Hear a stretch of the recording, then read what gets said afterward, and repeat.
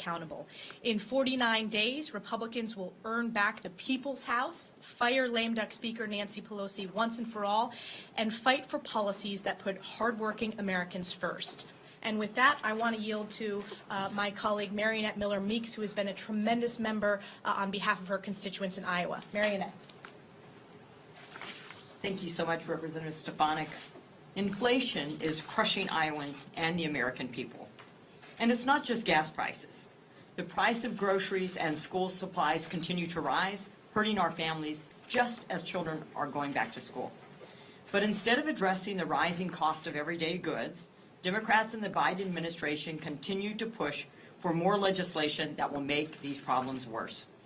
The Inflation Reduction Act, which I like to call the Income Reduction Act, did nothing to help Iowans who are struggling to make ends meet. Instead, several $100 billion will be spent to fund partisan pet projects like doubling the size of the IRS. And less than 2 weeks after the Income Reduction Act was signed into law, President Biden announced his student loan forgiveness plan, which will cost hard-working Iowans and Americans even more. We need to increase domestic energy production to lower energy prices and curb our dependence on other nations, and we need to enact policies that allow Americans to keep more of their hard-earned paychecks. Inflation, unlike what you saw this weekend on 60 Minutes, where it was poo-pooed and downplayed, inflation is an issue every single American is facing right now. And the Biden administration has made it abundantly clear that fixing the problem is not a priority. Thank you, and I will now yield to Representative Tony Gonzalez from Texas. Thank you, Marionette. You know, I've never been to Martha's Vineyard, but I have been to Del Rio, I have been to Eagle Pass, and I have been to El Paso, just like many of my Republican colleagues. Lee Stefanik and Kevin McCarthy, we were just in Eagle Pass not too long ago. Our whip, Steve Scalise, was down in the RGV not too long ago. Many of our Republican colleagues have been to the border over and over again. Who hasn't been to the border is our Democratic colleagues. And I think we've all seen that this House Democrat leadership has failed America. People are no longer safe. People in my district no longer feel safe. Last night in El Paso, there were children, small children, that had to sleep out in the streets. Does that seem like a safe America to you? Last week in Eagle Pass, there were children, small children, regardless of their legal status, small children that drowned in the river in Eagle Pass. Last year in Del Rio, there were tens of thousands, over 10,000 Haitians under a bridge. Nothing has changed with this failed House Democrat leadership. House Republicans, we have a plan. This commitment to America that we're going to roll out here on Friday is our plan to end catch and release, to make sure that there's technology at the border. Those 53 migrants that were found cooked to death in a truck in my district, that could have been prevented if there was leadership that invested in technology along the border. House Republicans are committed to that. We will continue to highlight the horrific actions that are happening on the border. What you'll find is House Republicans continue to talk about it while House Democrats fail America and fail to keep us safe. With that, I'd like to turn over to our whip, Steve Scalise. Thank you, Tony, and thank you so much for the leadership that you've been providing to expose this crisis at our border, to talk about how bad this immigration crisis is that was created by Joe Biden when he opened up America's southern border. And when you see millions of people that have already come across illegally, what we are seeing all across the country, what's making every single community in America a border town, is the illegal drugs, the fentanyl that's coming across the border with the drug cartels taking operational control over our border when Joe Biden gave that away. 100,000 plus deaths of young people last year from fentanyl overdoses and other drugs that are coming across our border illegally. None of this needed to happen. And Republicans have tried over and over again to bring legislation to the floor to secure our southern border, and Democrats want nothing of it. They want an open border. Kamala Harris, who President Biden put in charge of the border, still refuses to go down the border and then acts like she's in denial, goes on TV and says the border's secure. And then, of course, we saw a busload of illegal migrants coming to the Naval Observatory right outside of her house as she's saying the border's secure, and they're all being interviewed saying they came to America illegally because they know the border's wide open. under the Biden administration. They created this problem. They don't want to fix it. We will. We're going to continue to push on this House floor to address these problems. Another problem America's facing, maybe the biggest problem that families are facing, is inflation out of control. The cost of everything that families try to buy is higher because of Joe Biden's policies, because of the trillions in spending, because of the radical regulations, and he continues to deny this is a problem. We saw him on 60 Minutes just the other night, acting as if 8.5% is really just 0.2%, because it was 8.3 and it went to 8.5, and he acted like it was just a blip, just a minor little change. And he had to be corrected by the 60 Minutes host and reminded that it's a 40-plus year high of inflation. It's not a minor blip. It's a major problem for families that Joe Biden's created, and he acts like it doesn't even exist. Maybe in his little bubble that he hangs around, the far leftists that talk about nothing but spending and doubling the size of the IRS. To them, that's economic stimulus. But to families, it's one more crippling blow after another that's making it harder for them to buy the things that they need for their lives. Good luck trying to become a first-time home buyer, because under Joe Biden's wild, massive spending spree with Nancy Pelosi, we've seen mortgage rates more than double, over 100% higher cost to get a mortgage if you want to be a first-time home buyer. So now they've even put the American dream, the ability to buy your first house, out of reach for many more Americans because of all their radical policies. So again, we're going to be rolling out our commitment to America this Friday, because we're going to show the country what a Republican majority would do to actually address and confront the problems families are facing that have been created by all of this radical far-left socialism, by Joe Biden, Nancy Pelosi, and all of those other Democrats here in Washington who are voting right down the line, one after another, for these radical policies. There is a better way. We have an answer. We're going to provide solutions. With that, we'll be happy to take any questions. Yeah. Have Republicans decided what H.R. 1 will be, and if so, what is it? Yeah, we're going to be bringing bills to the floor early off in a Republican House majority that would actually confront the problems families are facing, like energy costs, like inflation, like border security, like security in communities. You know, we see out-of-control crime in communities all across America because Democrats embrace this crazy defund the police movement, and also now the no-cash bail movement that is literally putting criminals back out on the streets committing more crimes in communities. So we're going to be bringing bills to the floor on all of those. We'll ultimately decide what those first 5 or 10 bills would be, but you're going to see a very active first 100 days of a Republican House majority working for American families, not growing the size of Washington, creating problems like we've seen under Joe Biden and Nancy Pelosi. Thank you. Can I ask you about the select committee hearing tomorrow on nursing home deaths? Yes. Have you heard back from former New York Governor Cuomo? And then what can we expect from this hearing tomorrow? Yeah, we've invited him. I've reached out going back over a year ago when we first exposed this scandal, where starting with New York, at the time Governor Cuomo issued an order.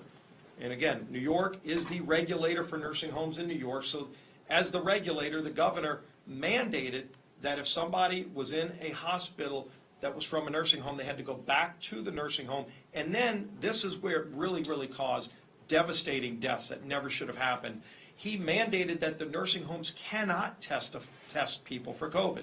So he blocked them from testing for COVID, made them take people who were COVID positive back from hospitals into a nursing home environment, even if they didn't have the ability to separate COVID positive from non-COVID patients.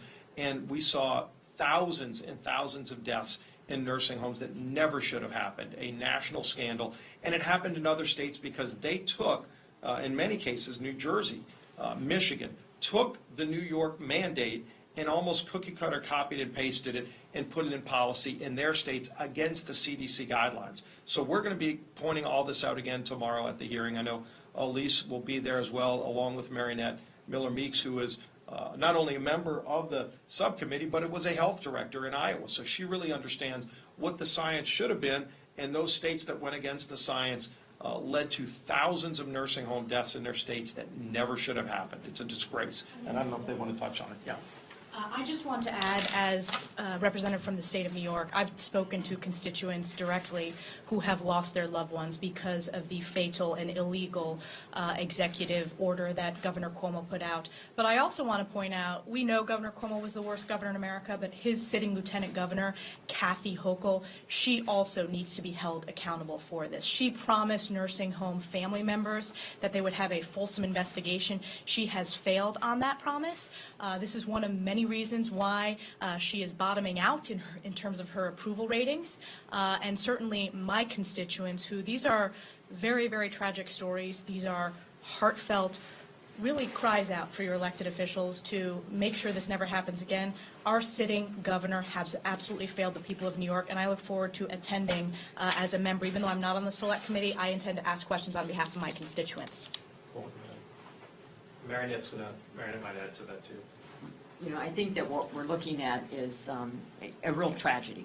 We had clear guidance from the CDC very early in March, and there are public health officials in every state that give guidance. We know, I'm a physician, pediatricians will separate it. For those of you who have children, if you go into a pediatrician's office, there's the side for the well kids and there's the side for the sick kids. We know how to deal with this. So to force nursing homes to take back the highest risk group for mortality and for death, to take them back into a facility where you're already trying to keep patients safe, people safe by your guidance for your employees, your protective equipment, your testing your employees, to bring people back, not allow them to be tested, is even more extreme. That created a problem. Other states did not do this. They did not act in the same way. But New York, New Jersey, Michigan are the most egregious in their actions, and there absolutely needs to be investigation. Kathy Hochul, Governor Hochul, needs to be held accountable for what she promised to families in New York. But this is an issue that we all need to address when we look at the response to the pandemic. Thanks, Marinette and Elise. I've been talking to some Freedom Caucus sources who said that they're pushing for some pretty substantial conference rules changes next year. And I was wondering if leadership, vacate the chair, changes the steering, majority rule, if leadership's kind of amenable to any of that they're advocating for. Yeah, you see this every 2 years. There's always a robust discussion about, what the rules should be. Again, we can't put the cart before the horse. We have to win a majority to have that ability to have that discussion.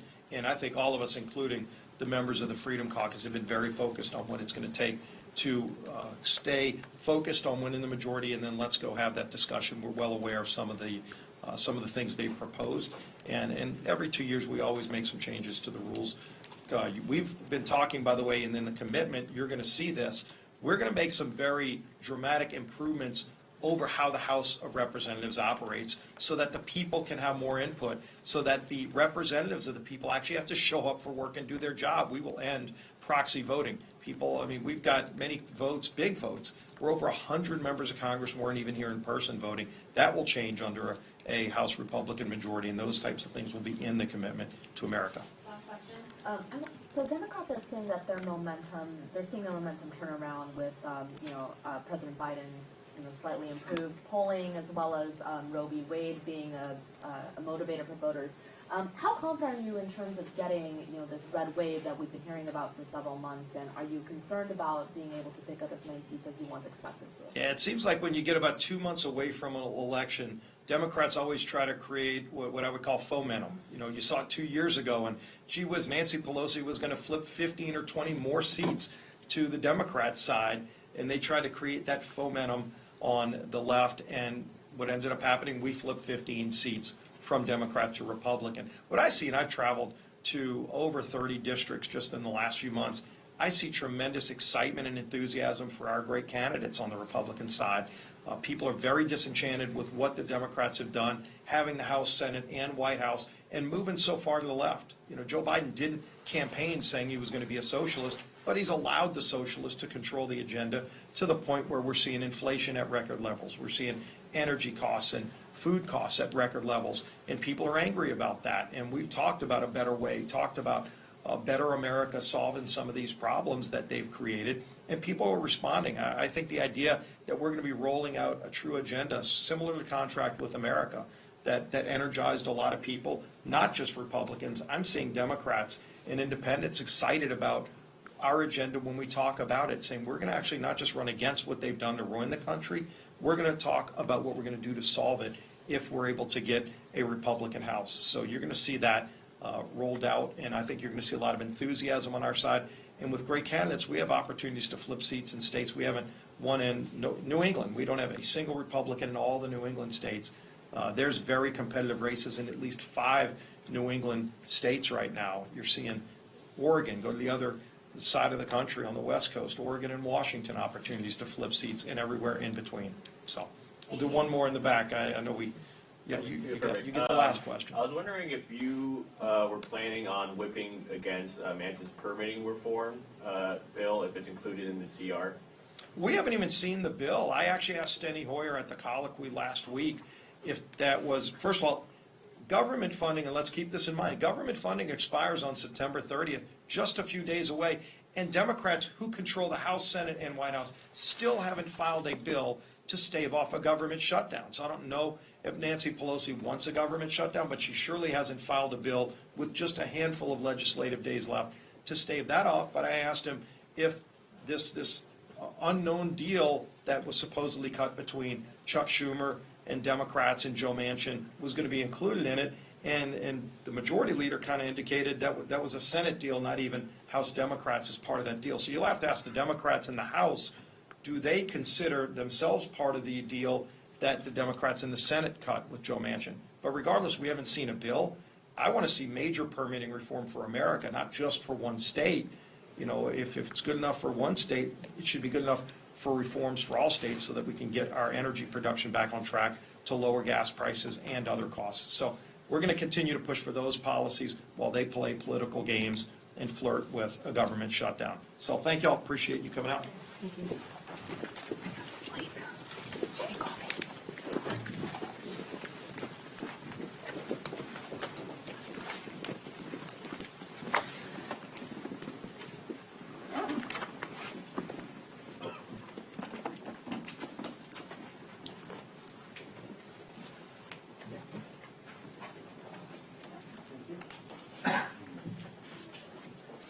How are you? Good.